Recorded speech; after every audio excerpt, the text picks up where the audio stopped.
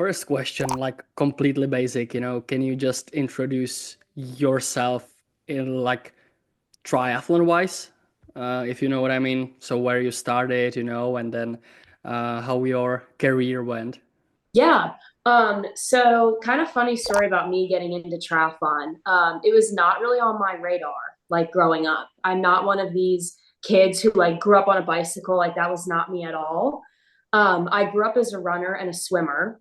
Was okay at both, but like not that competitive by any means. Especially swimming. Like swimming is still kind of my kryptonite, but um running I really picked up in middle school and into high school, and I ran varsity cross country for 4 years in high school. And I saw a lot of success with that. My team went to states. We placed second one year. Hmm. And Pennsylvania is actually really competitive for cross country. So like that was like a really big accomplishment. But I actually had a family friend of my dad's, and he would literally just like stalk my stats from running and swimming. Like he would know like what I was doing like before I even had the chance to tell him. And he was a triathlete himself and a marathon runner. He's very, very accomplished in his age group. And he had always kind of said to my dad, like, I really think that you should put her in a triathlon. I think she's really going to surprise herself and others. So then in high school, I was like, you know what? Fine. I'm just going to do it. So I entered like a local sprint distance, and I ended up winning my age group. And I was on this like horrible mountain bike that had no business being raced in a triathlon. And I was like, oh, okay, maybe he was onto something with this. Like I don't win stuff very often. Mhm. So then after that, like I started just like keeping it in the back of my head as I was kind of progressing with running and swimming. And then like my junior into senior year is when I got like a coach for triathlon. And then I started getting really serious about it. And then COVID happened. Mm. So I lost like a whole summer of racing, like right before I was going to start. But luckily, like I had enough data that Sonny from Queens was like impressed with it and knew that he could kind of develop me in a way that I would become competitive eventually. And then that kind of led to me starting at Queens. And I started NCAA Hmm. at Queens. I was absolutely terrible at it. I'm not a good draft legal racer because I don't have the necessary like bike background and experience. But I switched to long course my sophomore year because I'm a very like aerobically driven person. Hmm. And I became pretty competitive at that really quickly. And I think my highest finish ever was like 20th at nationals, which I Impressive. like, yeah, I like never expected to accomplish anything like that. Like I literally never expected that. But truly like the best part was just being with all these highly motivated people and just like pursuing that goal of winning titles year after year. It was really special, and I will always treasure that moving forward. Yeah, I remember you were always working hard, and for this video purposes, I guess, and for this interview purposes, I'm comparing USA Triathlon and Czech Triathlon, and I really liked the thing you said, like they saw the potential in you, and you were probably not triathlete before, but they wanted to develop you in a way, Yes. which arguably, I would say in Czech Republic, we don't have that. If you are not triathlete from 6 years old, there's no way anyone can, then put you on a team or scholarship when Mm-hmm. you are 17, 18. So that is amazing, and I see. I think it's great, and I love that on like in the US. I love this that you get the opportunity, and if you are working hard, you can get that, which brings me to my kind of first serious question, and that's what were your main responsibilities as the Mid-Atlantic Commissioner? Because as I said, you had that role for a couple of years, I believe. So, um, can you share with us some insights of this role? Yes, absolutely.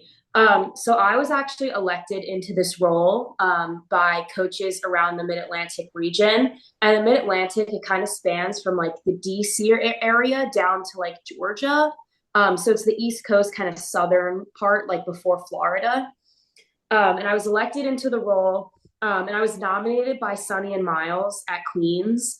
And the reason they wanted me to kind of be on this in this role is because I call it like my teacher brain. Like I'm a very like organized person.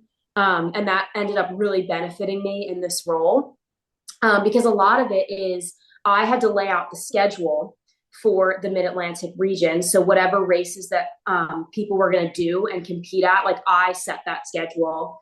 I had to communicate constantly with coaches via email and on the phone, just making sure that they had everything that they needed to kind of make sure their athletes could get registered and be ready for these meets. I think perhaps my biggest job though was kind of in the winter into early spring. It was my job to manage the Mid-Atlantic Nationals slot allocations. Mm-hmm. And basically what that means is every team that is going to compete at our national championships, which usually falls around March or April, Mm-hmm. depending on their previous results and kind of how many athletes they plan on bringing, you get allocated a certain number of spots. Waves 1 and 2 of nationals are what you call the seeded waves. So those are typically like your faster teams. Mm-hmm. So those waves, especially like allocating who is going to be competing in those waves is really important because a lot of times that is what is going to help determine the teams that are actually competing for the national title. Mm-hmm. So I had to get all of that information from all of the teams in the Mid-Atlantic region. I had to organize it on this spreadsheet that had a million different tabs and is so overwhelming to look at. And then I had to get that to the USA Triathlon governing body so that they could see that and enter everyone appropriately. Mm-hmm. So yeah, that's kind of like what my different jobs were while I was in the position. And I bet you were the youngest kind of person at the table, right? When you were kind of dealing with things, or were you the youngest? So it actually not completely. Mm-hmm. So every region across the US, they have someone similar to me or a team of people who do the same exact things that I do. Mm-hmm. However, in some regions, coaches actually do it. So there were some coaches on the commissioner board who were much older than me and had way more experience than me. But then there was also in some regions, some people who are around the same age as me, just students, just like I was. Mm-hmm. So it could be either one. I know typically the history of the Mid-Atlantic position has been that they want it to be a student because they want to make sure that students really have a voice and are able to kind of share the things that they think are issues or things that are going really well, and then kind of keep that going. And then the coach kind of stays out of it. So that's how it's gone with the Mid-Atlantic. I know that we didn't talk about this like question, but so it might be a long shot. But do you remember time where you brought a topic, and that helped some students, some athletes, or there were some concerns from athletes, they were raising, some concerns, and you brought it to table and kind of it got resolved? Yeah, so I would say the biggest one that I kind of really tried to make sure my feedback was heard on behalf of those in the Mid-Atlantic was last year our national championships was in Mission Viejo, California. And that's one of the most expensive counties in California, and California is one of the most expensive states. So as you can imagine, things like airfare and lodging were really kind of weighing on people's minds, especially in the Mid-Atlantic and kind of East Coast area, because we were traveling the furthest. So kind of along that way, I was really kind of trying to push to the forefront, like, how are we going to help these teams fundraise? Like, what are some ways that we can be creative about that? How are we helping people transport bikes? Like all these different things that you don't initially think of, but then when you kind of get into it, you're like, oh my gosh, like there's really a lot that we need to think about here. And even after nationals, there were quite a few things about that race that didn't go particularly well in terms of like the organization and the setup. And I actually sent in like a bullet pointed list Mm-hmm. on behalf of coaches and athletes in the Mid-Atlantic region about all the things that we were not super happy about. And then I sent that to USA Triathlon for them to kind of look at and consider moving forward. We'll see this year. Nationals is in Florida this year, which is I think, more accessible and more affordable. So we'll see if things go a little smoother. Yeah, I believe it's Miami. So, I mean, it's Yes. definitely cheaper than California. Yes. Still big city, but it's definitely exciting. Yeah. I know you are a coach now, Hmm. and in Czech Republic we don't have this school system of sports. You know, we don't have coaches, we don't have really school teams. Let's say the infrastructure doesn't exist really. So can you kind of explain, you know, your role as a coach, the development, and how did you like now better understand, you know, the development and what you actually did in college? Now you have the different perspective as a coach of kids, you know. Does that, I don't know, what if I say tell you, you know, we don't have that, what would you say? Like, is that important? Do you think we should implement that in Czech Republic, I guess? Absolutely.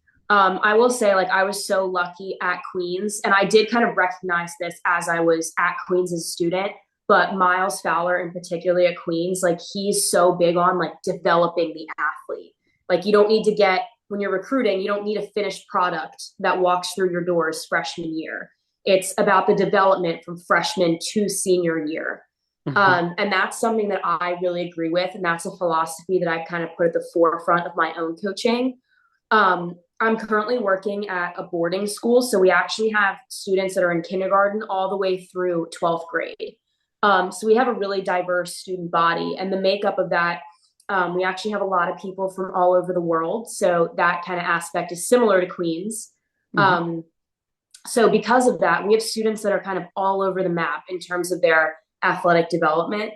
Um, I was one of the high school cross country coaches this past fall. And the team was not very competitive by like what you see like stats wise. Like we didn't have a lot of kids that were running like amazingly fast times or anything like that.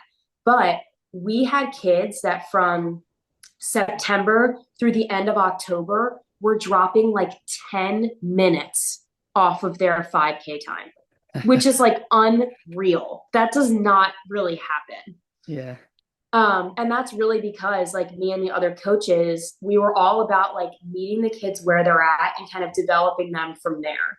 We Hmm. didn't expect that we were going to have a team of superstars, and that's okay. Hmm. But we had kids that improved a lot for themselves and learned so much along the way. And it was such a joy, like to watch them improve and be so proud of themselves for what they were doing. Like that is what satisfies me the most as a coach.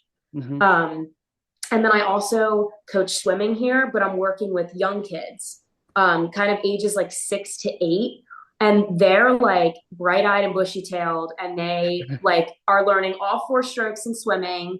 And they're swimming all year round. And that's a big commitment for a kid that's as young as 6. So we try to make it as fun as possible. And it's really based on like building their strength and technique across all 4 strokes. And Hmm. again, like you see so much improvement at that age because they're learning so rapidly. Yeah. So, like what they do in September versus what they do at championships in March, it's going to be like seconds that they're dropping off their time, and their strokes are going to look different.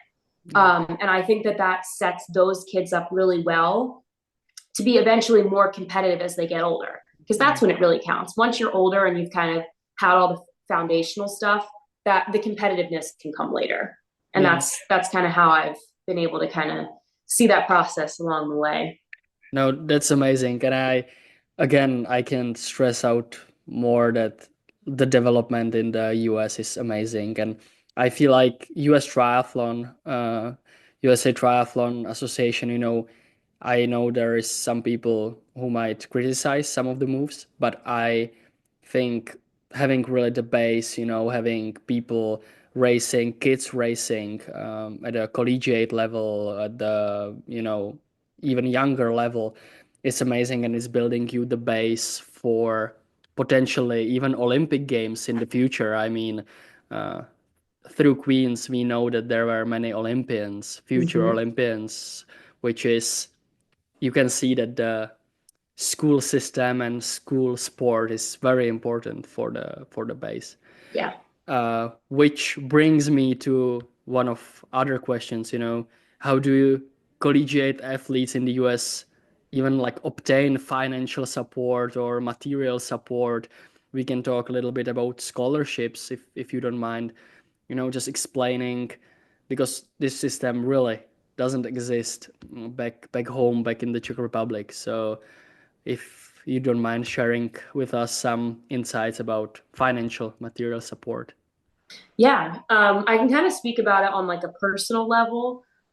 When I was at Queens, I was lucky enough that I had an academic and an athletic scholarship. And that really aided with me kind of paying tuition at a rate that was like affordable. Um, and on the athletic side, I didn't get a whole lot of athletic money. There were people on the team that got more than I did. But the one thing that I really liked about the contract that I signed going into freshman year is I had the potential to grow the amount of money that I was getting every single year. And there were a couple different things that could grow the amount of money that you were getting. The first one is if you scored at nationals. So my sophomore year is when I scored at nationals. So I got a scholarship bump going into the next year, which was really helpful. The other way you can get it is if you're a captain of the team. So junior and senior year, I was also a captain of the Queens women's team. So again, that gave me another increase. And that also kind of went with like the work I did as commissioner. So those are kind of the two ways that you can kind of increase your money based on kind of the value and the things that you're bringing to the team. And I love that it's not purely based on performance, because I in no way was ever the fastest kid on the team. Like, no way. But I brought other things to the team, like my work as a commissioner, as a captain, that the coaching staff deemed like, okay, let's give Emma a little bit more money because she earned it. I would also say in terms of like getting support kind of outside of scholarships, a big thing that's happening now in the US are these NIL deals. So that's for your name, image, and likeness. So you can kind of sign contracts with different companies if they're interested in you. And it's kind of a variety of different things that can kind of happen. I think the most popular one is you kind of advertise something on social media for that company, and then you get like a little stipend or a little percentage of whatever product that you sell. And then that's kind of benefiting you, and you can put that towards future competition prices and all that kind of stuff. So I know there's people on the Queens team and in other teams at Queens and around the country that are really taking advantage of that. And that's a recent thing in the last few years that became allowed in the US. And I think that that's a really good way for college athletes to kind of use their platforms to kind of help themselves, because they're not being paid like professionals are, but you're working very hard still. So I think that that's really been beneficial too. So what would you say is the main difference between, let's say, collegiate and professional triathlon? Because as you said, there is NCAA triathlon, but then in the club triathlon, on the club level, there can be professionals racing against you. So is there any comparison within the United States? I think so. Obviously, because of NCAA regulations, if you're already professional, you can't compete NCAA. And then I think those that are on like more of a professional track, you can compete collegiately. That's one option for you if you are on the club team. We had plenty of people that did that at Queens. The other route that I've seen many of my friends and people in my life take is kind of trying to get funding from USA Triathlon. So there are a few programs within USA Triathlon that allow athletes who are showing potential to kind of maybe go to the Olympics or pursue long course professionally, whatever it may be, to get additional funding. So one of them is Project Podium, and that's really a project for USA Men specifically. And that's really to try to develop the future of men's triathlon. So hopefully we will continue to win more Olympic medals on the men's side. There's also other forms of national programming that are tiered. So you can start at like the bottom, and if you get like certain race results at continental or world cups, that'll put you to get a certain amount of money. And then as you continue to progress, you move up through the ranks. And then eventually, hopefully you're getting enough funding that you're not paying anything out of pocket yourself. And USA Triathlon is fully supporting you because you're showing that eventually you're going to go to the Olympic Games and bring home a medal for the country. That's cool. That's really amazing. And I didn't know. I obviously I knew about Project Podium, but I didn't know there are also like these tiers, and this kind of funding. That's amazing. That's amazing to Yeah. know.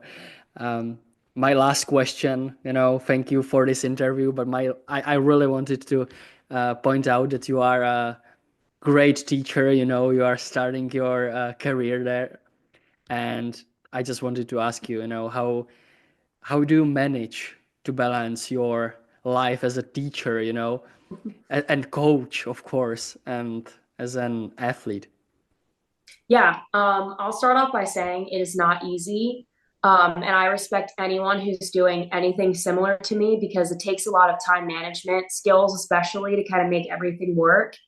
And for me, what has always kind of kept me going is that even if I'm never a professional athlete, which I probably won't be, and I've accepted that, and that is okay, I can still be competitive within myself and keep doing things that I enjoy athletically that are just I'm gonna continue to progress at whatever pace. So right now, I'm actually training for a marathon. So I'm going to be doing my first marathon in April. And I'm so excited because running is my favorite out of the three disciplines. So I kind of wanted to bring that back to the forefront and kind of get competitive in running again. So there are days when I have to get up super early and train before school, or like after school before I have to coach at night, I have to fit in a run within like an hour and a half time block. Mhm. But because I'm excited about it and I love to do it, it just brings me joy. And I hope that I'm able to continue doing these things while teaching and coaching and all that. It's awesome. So before we end this interview, I just want to say that you said you were a bad swimmer, but I have to share here that you were majority of the time you were ahead of me in the pool. But yeah, I hope running and sport will always bring you joy, and good luck with your first marathon. Thank you. I appreciate it.